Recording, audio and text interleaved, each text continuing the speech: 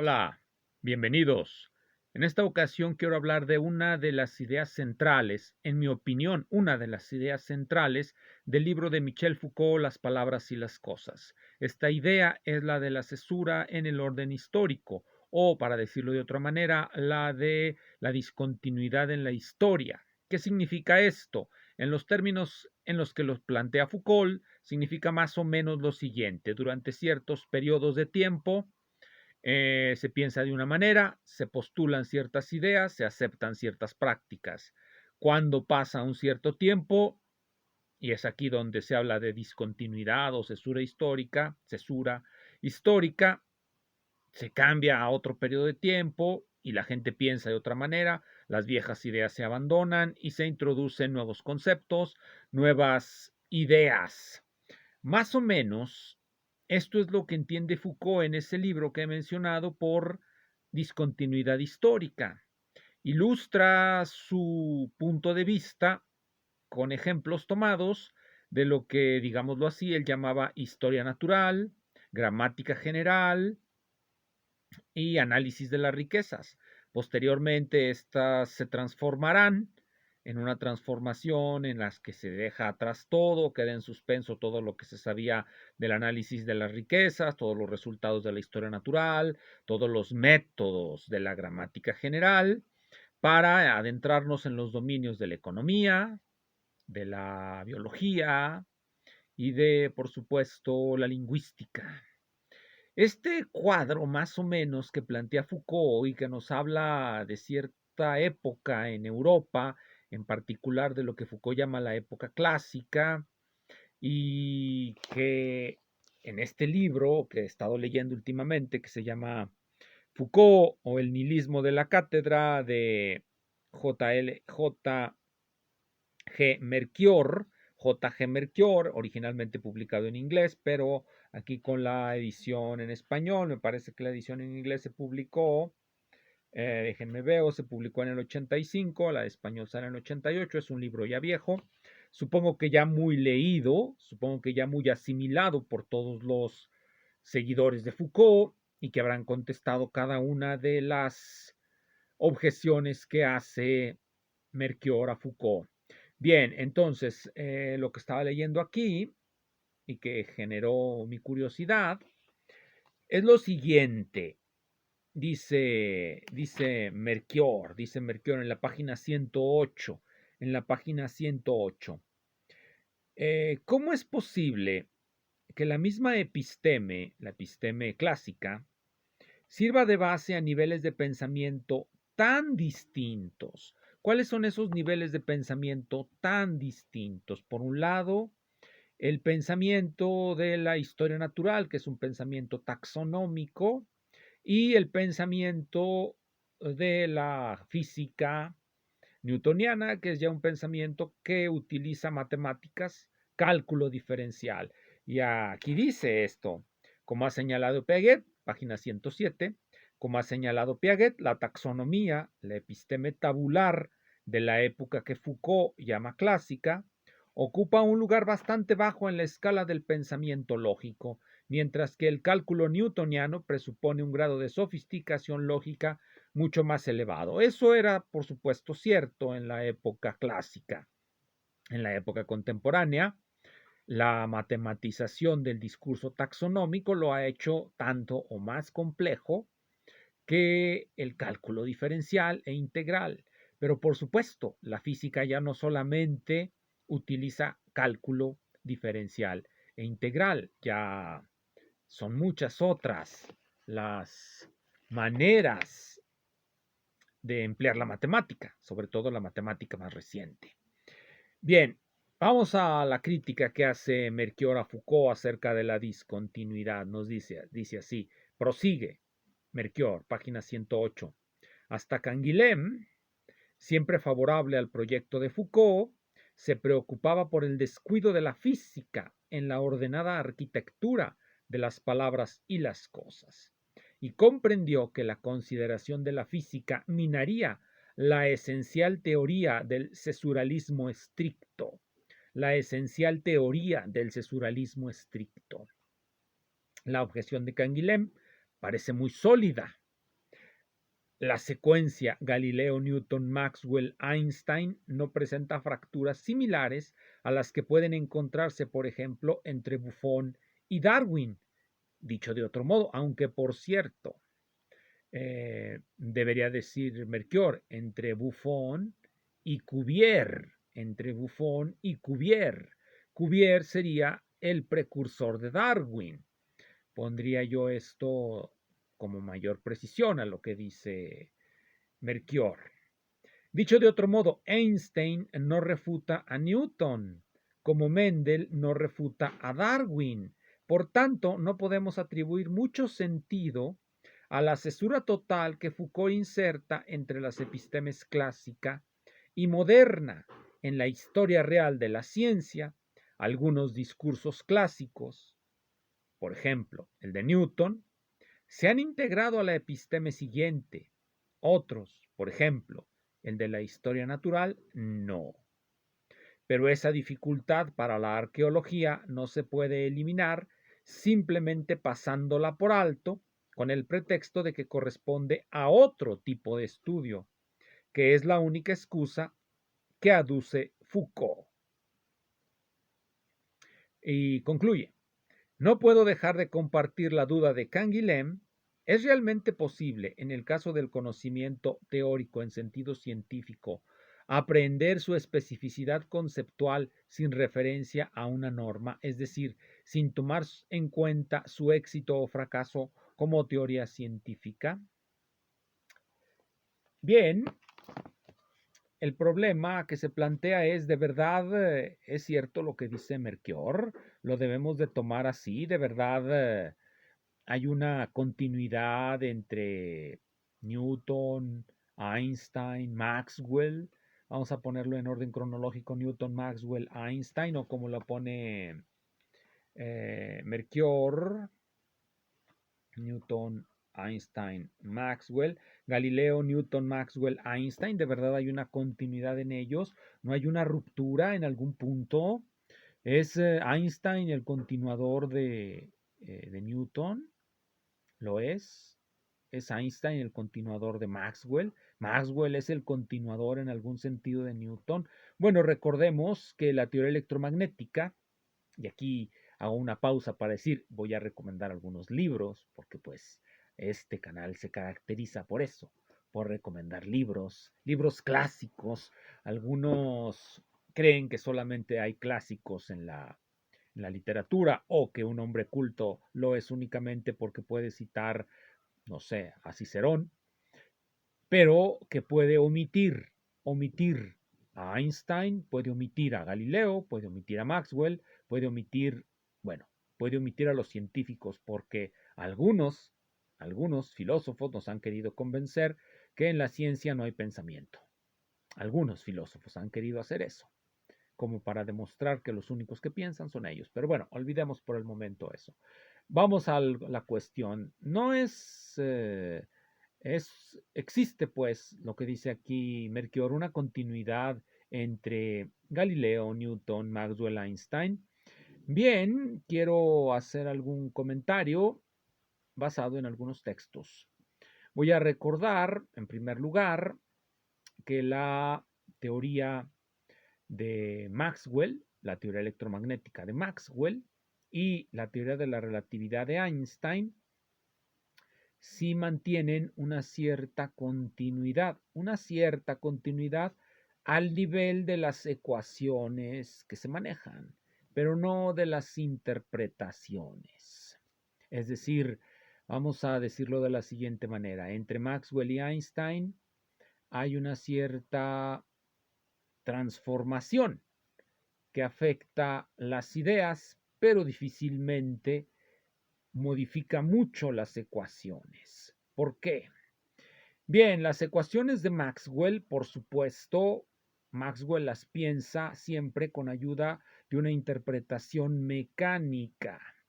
Esa interpretación mecánica ciertamente le viene como herencia o como necesidad del pensamiento hegemónico de su época, que es el pensamiento newtoniano.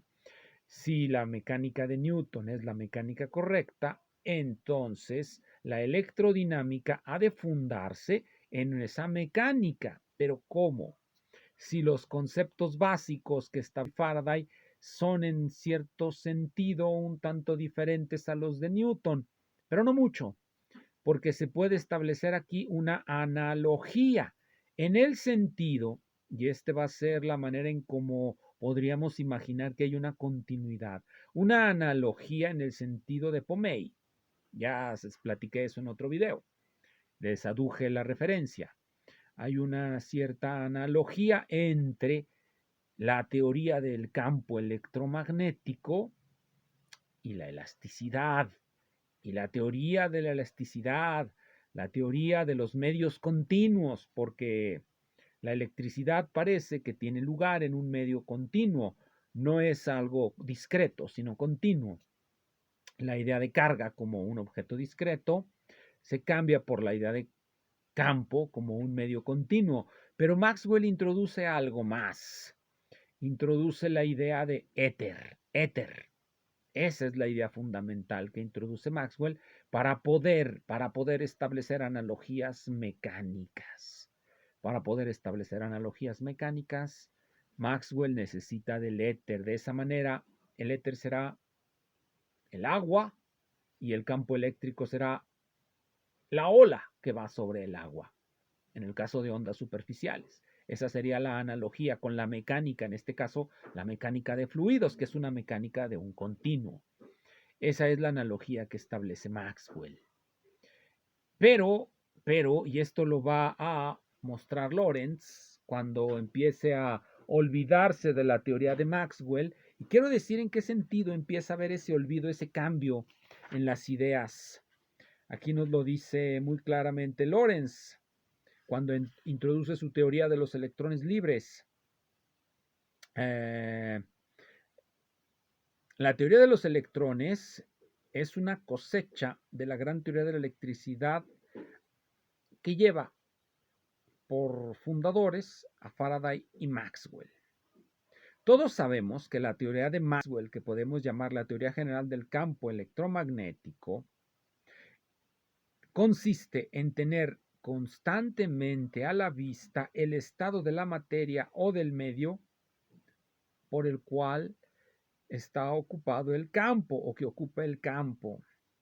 Mientras se habla de este estado, uno debe inmediatamente llamar atención al curioso hecho de que, aunque nunca lo perdemos de vista, nunca es necesario ir tan lejos como para formarnos una imagen de o sea, del éter, y de hecho podemos decir mucho sin necesidad de él.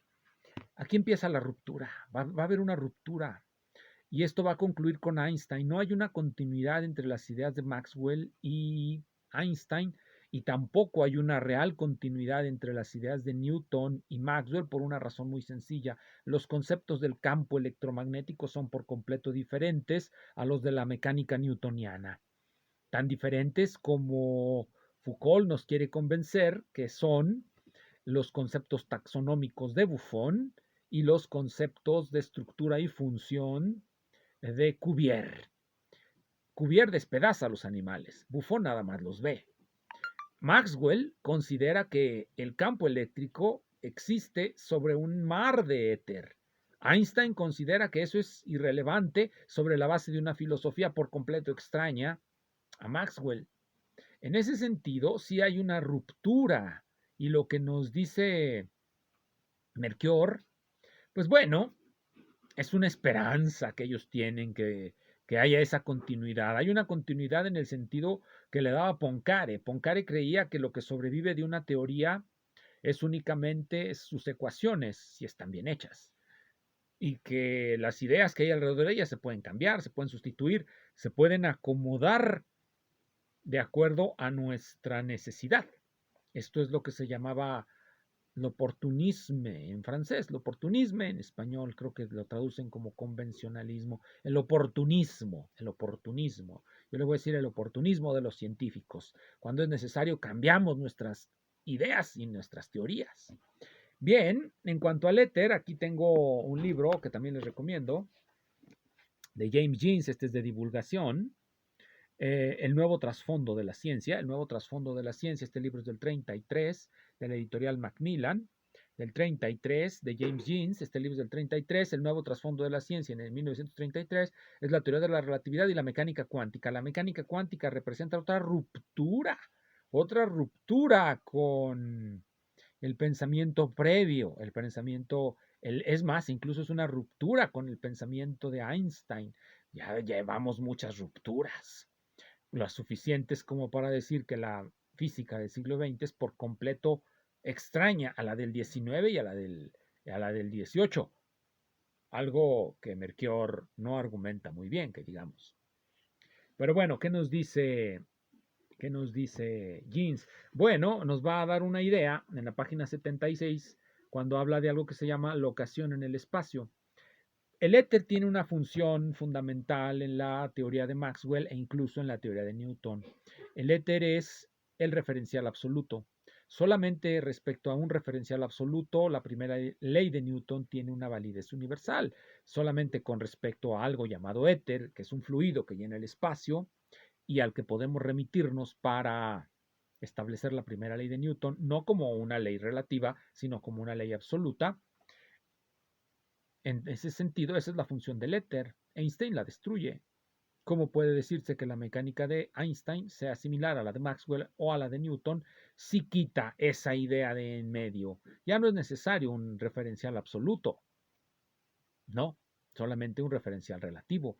Vean cómo hay una ruptura. Lo que antes se creía que era una necesidad deja de serlo.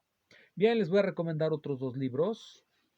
Teoría de la relatividad de Eddington, Teoría de la relatividad de Eddington, y otro de Eddington que se llama Teoría fundamental, Teoría fundamental, Teoría fundamental de Eddington. Fundamental Theory de Eddington, a ver si se alcanza a ver. Fundamental Theory de Eddington. Y este otro que trae un párrafo que les voy a leer porque se me hace muy interesante. Este de Eddington es la teoría matemática de la relatividad. La teoría matemática de la relatividad. Hay un párrafo que siempre me ha parecido muy, muy interesante. Viene en la parte 2, teoría generalizada. Capítulo 7, geometría del mundo, parte 2, teoría generalizada. 97, parágrafo 97, la bifurcación de la geometría y la electrodinámica en la 223. ¿A qué le va a llamar Eddington bifurcación de la geometría y la electrodinámica? Bueno, a algo muy sencillo. Los tensores se pueden clasificar de acuerdo al grupo de las permutaciones. Dejamos actuar el grupo de las permutaciones sobre los índices de los tensores y obtenemos dos tipos de tensores, los tensores simétricos y los antisimétricos. Los tensores simétricos los identifica Eddington con la métrica, la geometría, y los tensores antisimétricos con el electromagnetismo. Y aquí viene en el 97. Y les voy a leer esto de la 98. La relación general es la relación entre estructura y relación. Así dice. Vamos a proceder a examinar con más minuciosidad las concepciones sobre las cuales los axiomas fundamentales del desplazamiento de paralelas y la geometría afín dependen. La base fundamental de todas las cosas debe tener algún tipo de estructura y sustancia. La base fundamental de todas las cosas debe de tener algún tipo de estructura y sustancia. No podemos describir la sustancia, solamente la podemos nombrar. Le podemos llamar materia indeterminada, como bueno. Esto no lo dice Eddington, lo digo yo. No podemos describir la sustancia, solamente le podemos dar un nombre. Cualquier intento de hacerlo, de dar algo más que un nombre, nos lleva a la atribución de una estructura. En cuanto a la materia indeterminada, le empezamos a poner nombres, la empezamos a interpretar, le empezamos a dar estructura. ¿Caeremos acaso en la doctrina de las tres materialidades? Al menos aquí ya está la materia indeterminada, al menos aquí ya está la idea de que esa materia indeterminada puede separarse en estructuras. ¿Cuáles estructuras? La estructura de la materia física, la estructura de la materia emocional, la estructura de la materia formal. o físico-matemática, o cómo llamarle, la terceridad de bueno, la materia terciogenérica de bueno. Bueno, nos veremos para la próxima. Gracias.